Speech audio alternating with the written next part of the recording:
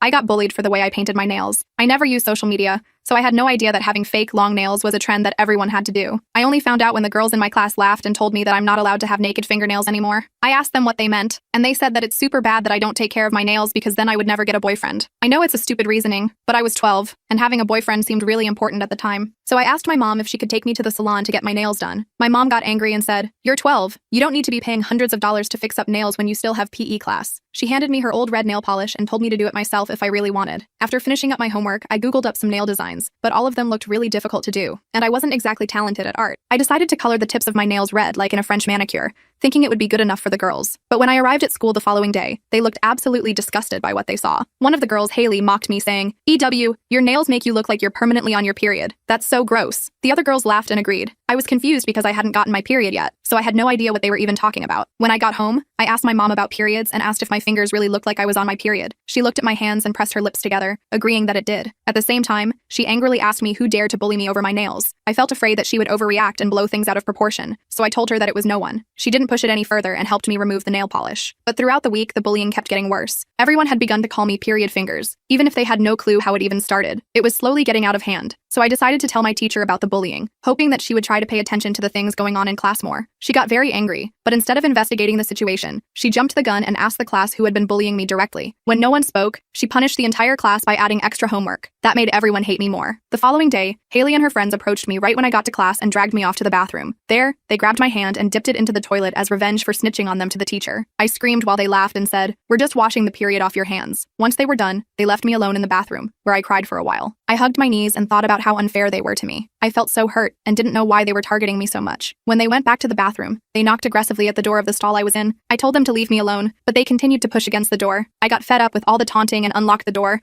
aggressively swinging it back to knock the girls over. But as if I was in some sort of frenzy, I got on top of Haley and grabbed her hand, aggressively pulling and twisting her fake nail to remove it. Her friends froze and watched in horror as I ripped it off her hand. I didn't realize that some fake nails were really stuck to the original nail, so when I pulled it off, Haley screamed in pain. Her finger bled like crazy, and one of the girls fainted at the sight of blood. I got off of Haley, and she proceeded to cry her eyes out on the floor. I looked down and stared her dead in the eyes before saying, "Look who has period fingers now." Everyone got quiet at my comment but eventually pushed me away to drag Haley to the nurse's office. There, they confessed that I had hurt them, but left out the fact that they bullied me first. We each told our side of the story to the principal, who decided to reduce my punishment from expulsion to suspension. Unfortunately, the girls never got punished for bullying me, but at least after that incident, nobody tried to pick on me again.